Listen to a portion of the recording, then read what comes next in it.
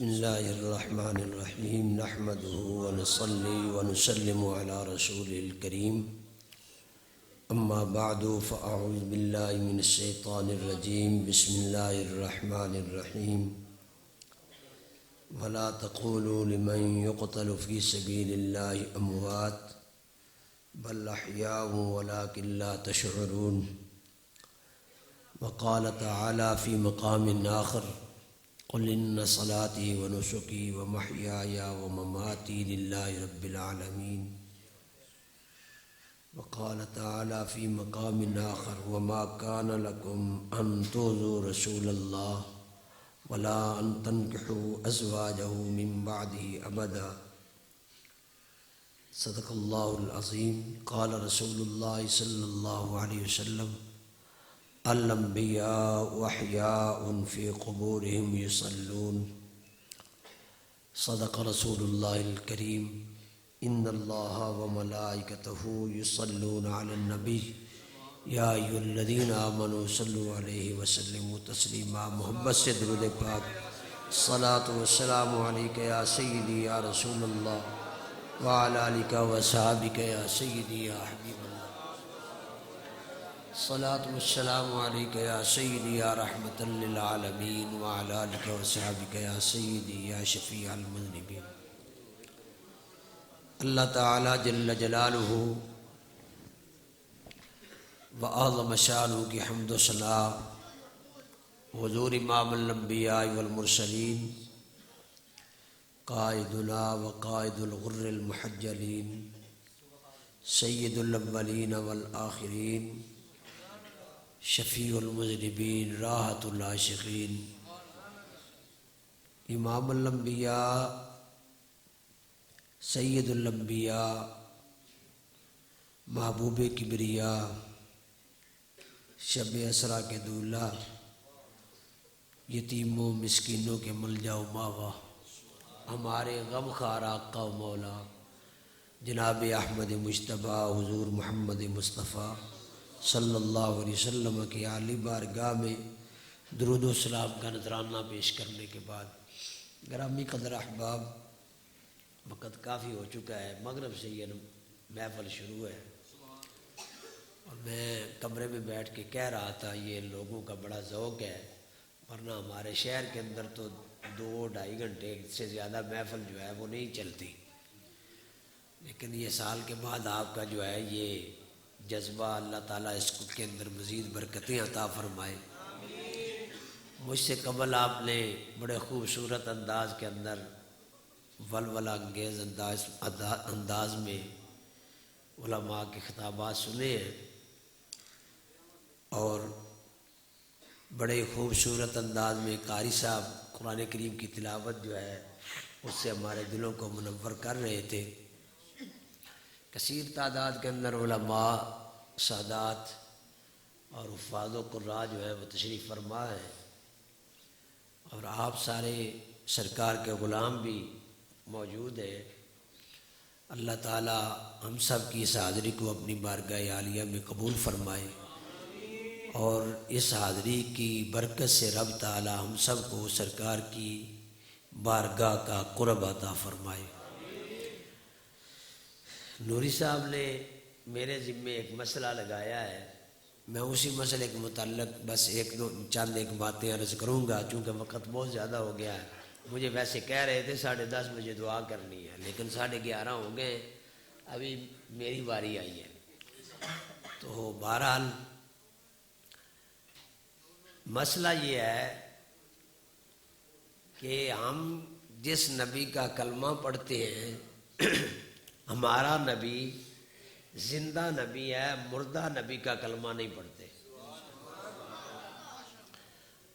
ہمارا نبی زندہ ہے بلکہ سارے نبی زندہ ہیں، صرف ایک نبی نہیں، ہمارے آقا نہیں، سارے نبی ہی زندہ ہیں اور سارے نبی زندہ ہیں۔ اور عقیدہ ہمارا کیا ہے کہ کریم آقا صلی اللہ علیہ وسلم اپنی مزار پر انوار میں یہ ظاہری جو زندگی ہے اسی اس سے بھی اعلیٰ زندگی کے ساتھ اپنی مزار پرنوار میں زندہ ہے۔ یہ نہیں کہ معاذ اللہ ہمارا وہ عقیدہ نہیں کہ آپ مر کر مٹی میں مل گئے، ہمارا یہ عقیدہ نہیں۔ وہ کوئی اور کسی کا نبی ہوگا جو مر کر مٹی میں مل گیا، ہمارا نبی تو زندہ نبی ہے، اور ان کی زندگی اور ان کی سماعت، ان کی بصارت، یہ ساری چیزیں قرآن و سنت سے ثابت ہیں، اور اس پر بے شمار علماء نے دلائل دے کر اس مسئلے کو جو ہے وہ بیان بھی کیا ہے اور ثابت بھی کیا ہے۔ انبیاء کی زندگی،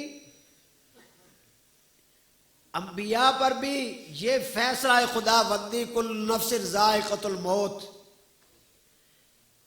یہ نبیوں پر فیصلہ اللہ کا صادر ہوا، یہ نہیں کہ ان پر موت نہیں آئی، موت آئی لیکن فقط آئی۔ یہ نہیں کہ جس طرح ہماری موت اور نبیوں کی موت وہ دونوں برابر نہیں، بلکہ صحیح بخاری شریف کے اندر حضرت اماں جی عائشہ صدیقہ رضی اللہ تعالیٰ عنہا فرماتی ہیں کہ ایک دن اللہ کے محبوب کریم علیہ السلام سحری وقت تہجد ادا فرمائی، تہجد ادا فرمانے کے بعد آپ نے آرام فرمایا، اور آرام اس انداز سے فرمایا کہ آپ کے سونے کی وہ آواز جو ہے وہ میں سن رہی تھی، آپ گہری نیند سوئے ہیں، اور جب نماز کا وقت ہوا تو حضرت بلال حبشی رضی اللہ تعالیٰ عنہ نے آ کر عرض کیا آقا نماز کا وقت ہو گیا۔ آپ اٹھے اور آپ نے وضو نہیں فرمایا، وضو فرمانے کے بغیر جا کر جو ہے وہ سنتیں وہ ادا فرما کے آپ نے جماعت کروائی۔ جب نماز پڑھ کے سرکار تشریف لائے تو اماں جی عائشہ صدیقہ رضی اللہ عنہا نے عرض کیا آقا مسئلے کی سمجھ نہیں آئی، مسئلہ تو یہی ہم نے سنا ہے، آپ نے یہی ہمیں سمجھایا ہے کہ آدمی سو جائے تو اس کا وضو ختم ہو جاتا ہے، آپ میرے سامنے سوئے رہے اور آپ کی سونے کی آواز بھی میں سنتی رہی، لیکن آپ نے وضو نہیں فرمایا اور آپ نے جو ہے وہ جا کر جماعت کروائی ہے۔ تو کریم آقا صلی اللہ علیہ وسلم نے ایک جملہ ارشاد فرمایا، سرکار نے فرمایا تنام عینای ولا ینام قلبی، عائشہ میری آنکھیں سوتی ہیں دل میرا جاگتا ہے، میرا دل سوتا نہیں۔ جس نبی کی نیند جو ہے اس سے وضو ختم نہیں ہوتا، اس نیند کے اندر بھی اللہ کے محبوب جو ہیں ان کو اسی طرح ادراک ہے، اسی طرح سمجھ ہے جس طرح جاگنے والے بندے کو سمجھ اور ادراک ہوتا ہے۔ تو جب اللہ کے محبوب کی نیند جو ہے اتنی برا البرا ہے، اور یہ بھی علماء نے بیان کیا النوم اخت الموت، نیند جو ہوتی ہے وہ موت کی مثل ہوتی ہے، اس کی بہن ہوتی ہے۔ تو جب نیند سے کریم آقا نیند آ جائے تو آپ غافل نہیں ہوتے، تو جب فیصلہ خدا بندی آ گیا تو اس موت کے بعد بھی آپ غافل نہیں ہیں، آپ غافل نہیں ہیں۔ اور قرآن مقدس کی جو آیات بینات میں نے پڑھی ہے، اللہ تعالیٰ ارشاد فرماتا ہے وَلَا تَقُولُوا لِمَنْ يُقْتَلُ فِي سَبِيلِ اللَّهِ أَمْوَاتٌ، دوسرے پارے کے اندر سورہ بقرہ اللہ تعالیٰ فرماتا ہے جو لوگ راہ خدا میں اپنی جان کا نذرانہ پیش کر دیں، جو راہ خدا میں شہید ہو جائیں، ان کو مردہ نہ کہو، بل احیاء، بلکہ وہ زندہ ہیں، ولکن لا تشعرون، لیکن تمہیں ان کی زندگی کا شعور نہیں۔ شہید جو ہے وہ جو نذرانہ پیش کرے راہ خدا میں جان کا، اپنی جان اللہ کی راہ میں دے دے۔ قرآن کیا کہتا ہے اس کو مردہ نہیں کہنا، بلکہ دوسرے مقام پہ فرمایا وَلَا تَحْسَبَنَّ الَّذِينَ قُتِلُوا فِي سَبِيلِ اللَّهِ أَمْوَاتًا، فرمایا یہ راہ خدا میں جو اپنی جان کا نذرانہ دے دے ان کو مردہ خیال بھی نہیں کرنا، ان کو مردہ خیال بھی نہیں کرنا۔ تو قرآن کہتا ہے جو آدمی راہ خدا میں صرف اپنی جان دے دے، اپنی جان کا نذرانہ پیش کر دے، قرآن کہتا ہے اس مردہ نہیں کہنا۔ اور اسی قرآن مقدس کے اندر رب ذوالجلال والاکرام نے اپنے محبوب کریم علیہ السلام کی عظمت کو آپ کی زبان رسالت سے اپنی آپ کے غلاموں کی طرف بیان کرواتے ہوئے فرمایا قل ان صلاتی و نسکی و محیای و مماتی للہ رب العالمین، محبوب اپنے غلاموں سے ارشاد فرما دے کہ میری نماز، میری قربانی، میری زندگی، میری موت، یہ سب کچھ اللہ کے لیے ہے۔ ارے جس کی صرف موت اللہ کے لیے ہو، قرآن کہتے ہیں اس کو مردہ نہیں کہنا، تو جس کی زندگی، جس کی موت، جس کی نماز، جس کی عبادت، ہر چیز راہ خدا میں ہو، اس کو مردہ کیسے کہہ سکتے ہیں؟ اس کو مردہ نہیں کہہ سکتے۔ یا رسول اللہ،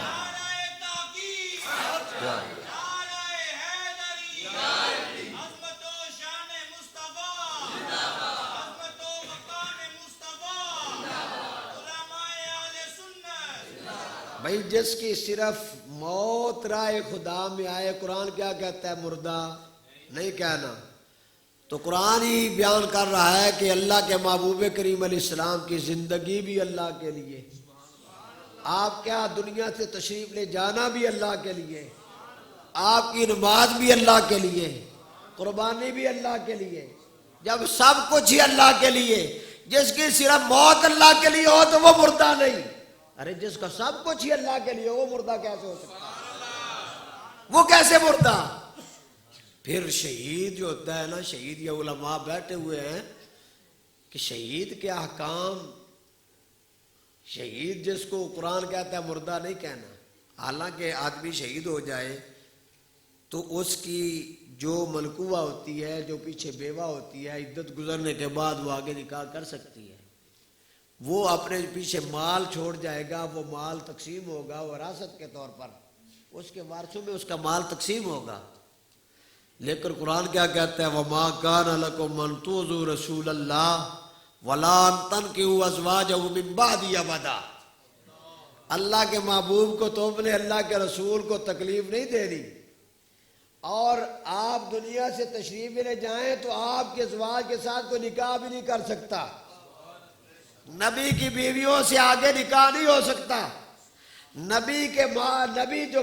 مال چھوڑ جائے وہ ورثے کے طور پر تقسیم نہیں ہوگا، وہ جو ہے وہ صدقہ ہوگا۔ ارے جب شہید جس کو قرآن کہتا ہے کہ جن کو مردہ نہیں کہنا، احکام یہ ہیں کہ وہ دنیا سے چلا جائے، اس کی بیوہ نکاح کر سکتی ہے، اس کا مال تقسیم ہوگا، لیکن نبی کی کتنی زندگی اعلیٰ ہے، کتنا اس کا مقام۔ اگر شہید جو ہے جس کو قرآن کہتا ہے کہ اس کو مردہ نہیں کہنا، تو نبی کی وہ زندگی کتنی وراء الورا ہوگی کہ اس کا مقام یہ ہے کہ اس کی زندگی اتنی پاکیزہ زندگی ہے، قرآن کہتا ہے اس کی بیوی سے نکاح نہیں ہو سکتا۔ بھائی مردہ آدمی فوت ہو جائے تو اس کی بیوی سے نکاح عدت کے بعد جائز، قرآن کہتا ہے نبی کی بیویوں سے نکاح نہیں۔ پھر بھئی کیوں نہیں؟ اس لیے کہ نبی زندہ ہے، نبی زندہ ہے۔ قرآن کہہ رہا ہے وَلَا أَن تَنكِحُوا أَزْوَاجَهُ مِن بَعْدِهِ أَبَدًا، ارے ہمیشہ ہمیشہ کے لیے نبی کی بیویوں سے نکاح نہیں۔ تو قرآن نے کیوں منع کر دیا؟ ارے زندہ جب ہوتا ہے آدمی، جو کسی کے نکاح میں ہوتی ہے اس کا آگا نکاح نہیں ہوتا، تو نبی کی بیویاں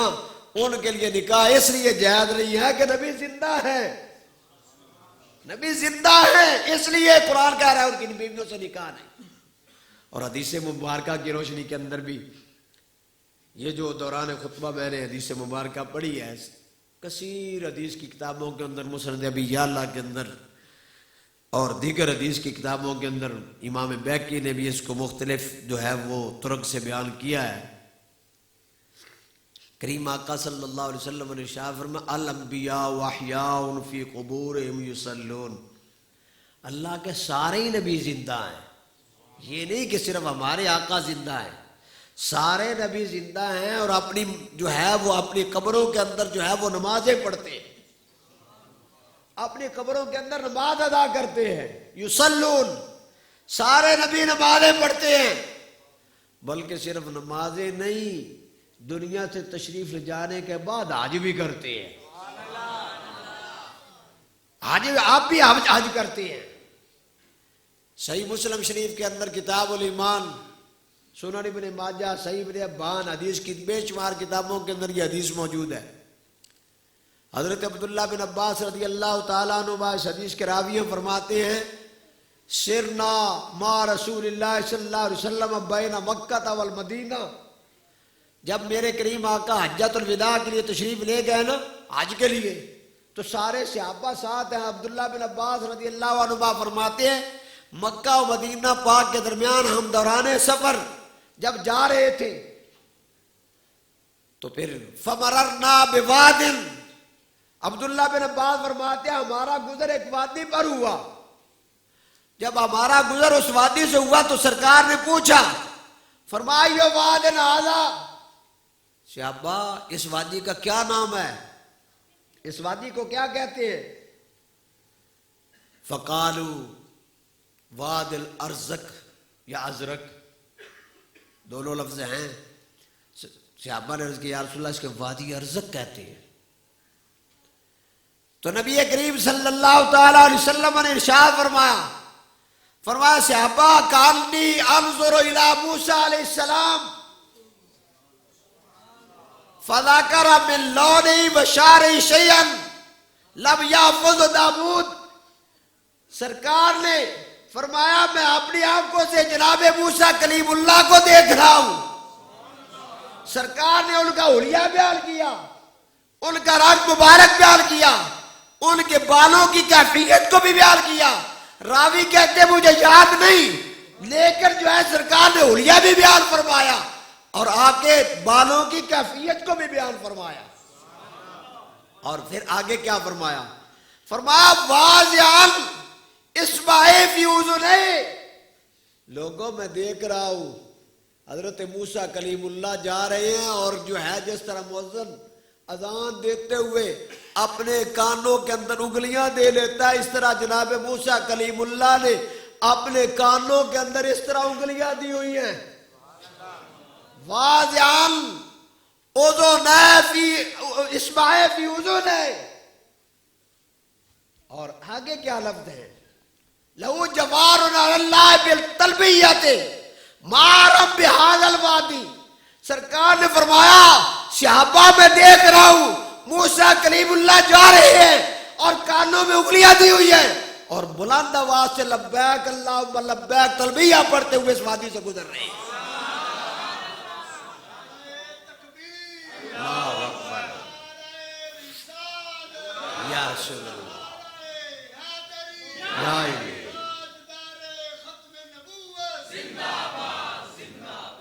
اور اس حدیث کا اگلا حصہ حضرت عبداللہ بن عباس فرماتے ہیں ثم سرنا حتی اتینا علی ثنیۃ، ہم پھر چلتے رہے، آگے ایک ٹیلہ آ گیا، بلند جگہ جس طرح وہ جو ہوتا ہے نا جہاں ریت والا علاقہ ہوتا ہے تو وہاں ریت کے ٹیلے ہوتے ہیں، تو فرماتے ہیں کہ آگے ایک ریت کا ٹیلہ آ گیا، تو سرکار نے پوچھا اس ٹیلے کا کیا نام ہے، اس ٹیلے کو کیا کہتے ہو؟ صحابہ نے عرض کیا عرشہ، یہ اس ٹیلے کا نام عرشہ ہے۔ سرکار نے ارشاد فرمایا کانی انظر الی یونس علیہ السلام، سرکار فرمایا میں جناب یونس علیہ السلام کو دیکھ رہا ہوں، علی ناقۃ حمراء، سرکار نے فرمایا سرخ اونٹنی پر سوار ہے، سرخ اونٹنی پر سوار ہے۔ اور اگلا کیا جملہ؟ فرمایا علیہ جبۃ من صوف، فرمایا اون کا انہوں نے جبہ پہنا ہوا ہے، خطام ناقتہ حلبۃ، فرمایا آپ کی انگلی کی، آپ کی اونٹنی کی جو نکیل ہے، فرمایا وہ کھجور کی چھال سے بٹی ہوئی ہے۔ فرمایا مارم بہاد الوادی ملبین، فرمایا وہ بھی لبیک اللہم لبیک کی صدا لگاتے ہوئے اس وادی سے گزر رہے ہیں۔ اب نا حدیث مبارکہ تو آپ نے سن لی، اب بات یہ ہے کہ میرے کریم آقا صلی اللہ علیہ وسلم آپ نے کیا کوئی خواب دیکھا تھا کہ جس کو میرے کریم آقا صحابہ کے سامنے بیان کر رہے ہیں؟ کانی انظر الی موسیٰ علیہ السلام، کانی انظر الی یونس علیہ السلام، سرکار فرمانے میرے سامنے ہے جناب موسیٰ علیہ السلام، میں اپنی آنکھوں سے جناب یونس علیہ السلام کو دیکھ رہا ہوں۔ پھر سرکار نے ان کا حلیہ بھی بیان کیا، سرکار نے پھر جو ہے ان کی جو ہے اس کی آپ کی اس کیفیت کو بھی بیان کیا کہ آپ نے کانوں کے اندر انگلیاں دی ہوئی ہیں، آپ بلند آواز سے تلبیہ کہتے ہوئے جا رہے ہیں، اور جناب یونس علیہ السلام آپ کی اونٹنی کی، آپ کے اونٹنی کے رنگ کو بھی سرکار نے بیان کیا، اور آپ نے جو لباس پہنا ہوا تو اس کو بھی بیان کیا، پھر آپ نے اس اونٹنی کی جو نکیل ہے اس کو بھی بیان فرمایا۔ اب بتاؤ مردے بھی اونٹنیوں پر سوار ہوتے ہیں؟ یونس علیہ السلام اونٹنی پر سوار ہو کر جا رہے ہیں، سرکار نے فرمایا، اور اللہ کا نبی جھوٹ نہیں بولتا، جو اللہ کے نبی کو جھوٹا کہے وہ مومن نہیں ہو سکتا، وہ دائرہ اسلام سے خارج۔ اللہ کا نبی جو کچھ کہتا ہے ما ینطق عن الہویٰ ان ہوا الا وحی یوحیٰ، وہ وحی الہی ہوتی ہے، اللہ کی وحی ہوتی ہے جو نبی کی زبان سے نکلے۔ تو اللہ کا نبی کہہ رہا ہے کہ میں یونس علیہ السلام کو بھی دیکھ رہا ہوں، میں موسیٰ علیہ السلام کو بھی دیکھ رہا ہوں، ان کی کیفیت کو بھی بیان کیا، ان کے رنگوں کو بھی بیان کیا، ان کی سواریوں کو بھی بیان کیا۔ ارے جب اللہ کے نبی اور موسیٰ علیہ السلام کا زمانہ کون سا ہے؟ سرکار کے سینکڑوں سال پہلے موسیٰ علیہ السلام، سینکڑوں سال پہلے یونس علیہ السلام، ارے سینکڑوں سال ہزاروں سال پہلے والے نبی جب سرکار کے دورہ اقدس کے اندر میرے کریم آقا بیان کر رہے ہیں کہ آپ جو ہے وہ حج کے لیے تشریف لے جا رہے ہیں، اور یقیناً اللہ کے انبیاء حج کرتے ہیں، جب حج کرتے ہیں تو یہ زندوں کا کام ہے، اور زندہ ہی جو ہے وہ حج کے لیے جاتا ہے۔ مردہ نبی، اگر نبی مردہ ہو جائے تو حج کے لیے نہ جائے۔ نمازیں پڑھنا زندوں کا کام، بلکہ سرکار جب معراج کی رات تشریف لے گئے تو یہ آپ نے علماء سے یہ حدیث مبارکہ سنی، صحیح بخاری کے اندر موجود ہے، میرے کریم آقا فرماتے ہیں مررت علی موسیٰ علیہ السلام قائم یصلی فی قبرہ، میرا گزر موسیٰ علیہ السلام کے پاس سے۔ پھر دوسری روایت کے اندر عند الکثیب الاحمر کے لفظ بھی ہے، سرخ ٹیلے پر آپ کا مزار پر انوار ہے، اور سرکار فرماتے ہیں جب میرا گزر موسیٰ علیہ السلام کی قبر مبارک کے پاس سے ہوا تو میں نے دیکھا کہ اپنی قبر کے اندر کھڑے ہو کر نماز ادا فرما رہے ہیں۔ اب بھئی ہمارے بھی عزیز فوت ہوتے رہتے ہیں نا، آپ جو ہے ہمارے جب عزیز فوت ہو جائیں کبھی کسی کو آپ نے نماز پڑھتے ہوئے دیکھا ہو، بھئی وہ اس کو جو ہے ہم غسل بھی دیتے ہیں، سب کچھ کرتے ہیں۔ میرے کریم آقا فرماتے ہیں کہ حضرت موسیٰ علیہ السلام اپنی مدار میں کھڑے ہو کر نماز پڑھ رہے ہیں۔ ارے جب وہ کھڑے ہو کر نماز پڑھنا، یہ حج کرنا، یہ مردوں کا کام نہیں، یہ زندوں کا کام ہے۔ یہ زندہ جو ہے یہ سارے افعال کرتے ہیں۔ لہذا نبیوں کے بارے میں عقیدہ جو ہے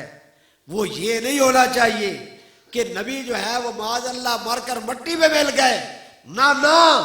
بلکہ سارے نبی زندہ ہیں، اور جو نبیوں کے بھی تاجدار ہیں، سارے نبیوں کے سردار ہیں، ان کی زندگی ان سے بھی عرفہ والا ہے۔ بلکہ میں نے وہ یہ پڑھا ہے، علماء اکرام نے لکھا ہے، یہ علماء بیٹھے ہوئے ہیں یہ جانتے ہیں اس بات کو، قاضی ایاز مالکی علیہ الرحمہ نے لکھا ہے کہ جب جو نبی کریم صلی اللہ تعالی وسلم آپ جہاں آرام فرما ہیں، جو آپ کے جسم مبارک کے ساتھ جو جس زمین کا حصہ جہاں آپ آرام فرما ہے، جو زمین کا حصہ سرکار کے جسم اقدس کے ساتھ لگا ہوا ہے، وہ کتنا افضل ہے؟ قاضی یاد مالکی فرماتے ہیں اللہ کے عرش سے بھی وہ افضل ہے، کعبۃ اللہ سے بھی افضل ہے۔ یعنی کائنات کے اندر اس جگہ سے افضل کوئی جگہ نہیں جہاں اللہ کے محبوب کریم علیہ السلام آرام فرما ہے، وہ جگہ عرش سے بھی افضل ہے جہاں اللہ کے محبوب آرام فرما ہے۔ تو میرے بھائی، یہ جو جگہ جو سرکار کے جسم اقدس سے لگ جائے وہ عرش سے بھی افضل۔ تو علماء نے لکھا ہے کہ جب سرکار کا وصال با کمال ہوا نا، اللہ کے اس فیصلے کے مطابق حضرت اسرائیل علیہ السلام نے آپ کی روح مبارکہ کو قبض کیا، تو اللہ کی حضور عرض کیا یا اللہ، جو نیکوں کی روح ہوتی ہے وہ اعلیٰ علیین میں رکھی جاتی ہے، شہیدوں کی روحوں کو جنت کے اندر جو ہے سبز پرندوں کی صورت کے اندر ان کے اندر رکھا جاتا ہے، اور جو فاجر فاسق لوگ ہوتے ہیں ان کی جو ہے وہ روحوں کو سجیر کے اندر رکھا جاتا ہے۔ یا اللہ، یہ کیٹاگریاں تیریاں، یہ جو ہے یہ مراتب، ان کا جن کا مجھے پتا ہے کہ اس روح کو فلاں جگہ پہ رکھنا ہے، اس روح کو فلاں جگہ پہ رکھنا ہے، یا اللہ آج روح تیرے حکم کے مطابق تیرے محبوب کی جو ہے وہ میں نے جو ہے قبض کی ہے، اب اس کو کہاں پہ رکھنا ہے؟ اس کے لیے کون سی جگہ ہے؟ بھائی آپ کے جسم سے لگنے والی جگہ ہے وہ بھی عرش سے افضل ہے، تو سرکار کے جسم اقدس سے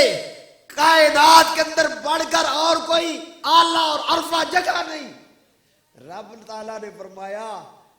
اسرائیل پہلے میرے وہی فیصلے تھے، جو نیک ہے ان کو اعلیٰ علیین میں رکھ دے، جو فاسق ہے ان کو سجین میں رکھ دے،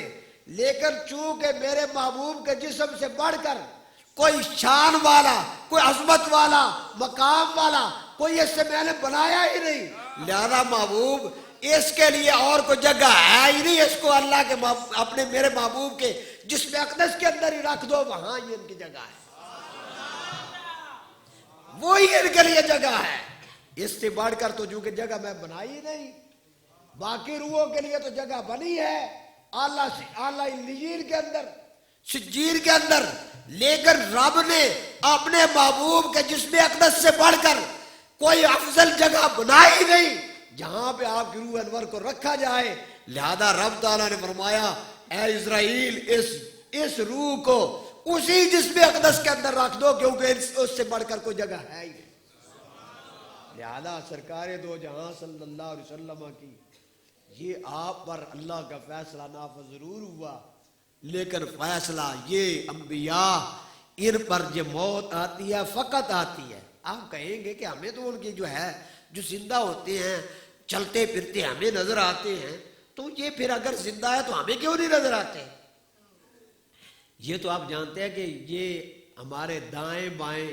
کرامن کاتبین فرشتے، نیکیاں لکھنے والے اور ہمارے گناہ لکھنے والے موجود ہیں، اگر ایمان ہے کہ نہیں؟ قرآن کہتا ہے نا کرامن کاتبین یعلمون ما تفعلون، جو کچھ تم کرتے ہو وہ جانتے ہیں اور لکھ لیتے ہیں جو کچھ تم کرتے ہو۔ بھائی یہ کرامن کاتبین فرشتے نیکیاں اور برائیاں لکھنے والے فرشتے ہیں کہ نہیں ہر بندے کے ساتھ؟ ہے نا، قرآن کہہ رہا ہے، لیکن ہمیں نظر آتے ہیں۔ بھائی جب ہمیں ان کے نظر نہیں آ سکتے، اسی طرح سمجھ لو کہ اللہ کے انبیاء زندہ ضرور ہیں، وہ دیکھنے والی آنکھیں ہوں، تو اللہ کے محبوب کریم علیہ السلام چونکہ اپنے نور نبوت سے دیکھ رہے تھے، آپ نے بیان فرما دیا دیکھنے والی آنکھیں ہوں تو وہ نظر آتے ہیں، لیکن چونکہ ہماری آنکھوں کے اندر وہ طاقت نہیں کہ ہم ان کو دیکھ سکے، جس طرح ہمارے ساتھ موجود فرشتے ہم ان کو دیکھنے کی طاقت نہیں رکھتے، ہماری آنکھوں ان کو دیکھ نہیں سکتی، اسی طرح اللہ کے انبیاء زندہ ضرور ہیں لیکن ہم دیکھنے کی طاقت نہیں رکھتے ہیں۔ کہیں یہ تو آپ کے ذہن کے اندر یہ خیال نہ آ جائے کہ جو ہے یہ اگر زندہ ہے تو پھر ہمیں نظر کیوں نہیں آتے ہیں؟ ذہن فٹ سوال آتا ہے نا ذہن کے اندر، اگر زندہ ہے تو پھر ہمیں بھی نظر آئیں۔ ارے زندہ ضرور ہیں لیکن دیکھنے کے لیے وہ آنکھیں چاہیے جن کے اندر یہ طاقت ہو کہ وہ اللہ کے انبیاء کو دیکھ سکیں۔ سرکار نے دیکھ کر بیان فرمایا کان انظر الی موسیٰ، میں اپنی آنکھوں کے سامنے ان کو دیکھ رہا ہوں، گویا کہ وہ میرے آنکھوں کے سامنے ہیں۔ سرکار نے ایسے نہیں بیان فرما دیا، اپنے سامنے دیکھ کر بیان فرمایا، بلکہ الترغیب و ترغیب کے اندر یہ حدیث مبارکہ ہے جو سرکار نے حجۃ الوداع فرمایا۔ آپ نے مسجد خیام شریف کے اندر نماز ادا فرمائی۔ سرکار نے سلام پھیرنے کے بعد صحابہ کو مخاطب کر کے فرمایا، صحابہ تمہاری اس جماعت کے اندر 70 اللہ کے نبی موجود تھے، تمہارے ساتھ اس نماز کے اندر نا اللہ کے 70 نبی موجود تھے جنہوں نے تمہارے ساتھ مل کر میرے پیچھے نماز پڑھی۔ سرکار امام الانبیاء ہے، نبیوں کے سردار ہے۔ اور آپ یہ بھی جانتے ہیں کہ جو ہے وہ بیت المقدس کے اندر جب سرکار معراج کے لیے تشریف لے گئے، مسلم شریف کے الفاظ یہ ہیں کہ سرکار نے سارے نبیوں کے حضرت ابراہیم علیہ السلام کی بھی آپ نے آپ کی صورت کو بیان فرمایا حضرت ابراہیم علیہ السلام کی میں بتاؤں کہ وہ کیسے تھے؟ فرمایا تم اپنے نبی کو دیکھ لو کہ آپ جو ہے تمہارا جو نبی ہے وہ حضرت ابراہیم علیہ السلام کے بالکل مشابہ ہے۔ حضرت ابراہیم علیہ السلام میرے جیسے، یعنی ان کی صورت، رب تعالیٰ نے ان کی صورت جیسی میری صورت بنائی۔ موسیٰ علیہ السلام کے بارے میں فرمایا شلوہ قبیلے کے جو لوگ ہیں ان کی طرح ان کو گیانے بال ہیں۔ عیسیٰ علیہ السلام کے بارے میں فرمایا ان کے سیدھے بال، اور ایک صحابی کا نام لے کر فرمایا کہ ان کی جو ہے وہ صورت فلاں صحابی جیسی تھی۔ گویا کہ سرکار نے سارے نبیوں کے حلیے بھی بیان فرمائے۔ اور پھر آخر کے اندر فرمایا وہ نماز پڑھ رہے تھے، پھر جب جماعت کا وقت آیا تو سرکار ارشاد فرماتے ہیں اممتہم، سارے نبی میرے پیچھے تھے، میں نے ان کو جماعت کروائی، میں ان کا امام بنا۔ بھائی امامت سرکار نے معراج والی رات سرکار نے نبیوں کو جماعت کروائی۔ مسلم کی حدیث ہے، صحیح مسلم کے اندر سرکار نے امامت فرمائی، اور پیچھے پڑھنے والے کون ہیں؟ اللہ کے 1,24,000 یا کم و بیش انبیاء ہیں جو مقتدی ہیں، انہوں نے سرکار کے پیچھے نماز ادا کی۔ اب وہ نماز جو پڑھانے والے سرکار ہیں اور پڑھنے والے نبی ہیں، تو نماز جو ہے وہ آپ ان نبیوں کی روحوں نے پڑھی تھی، وہ جو 1,24,000 جو وہ نبی، اور پھر سرکار ارشاد فرماتے ہیں سارے نبی جو ہیں وہ بیت المقدس میں جمع تھے۔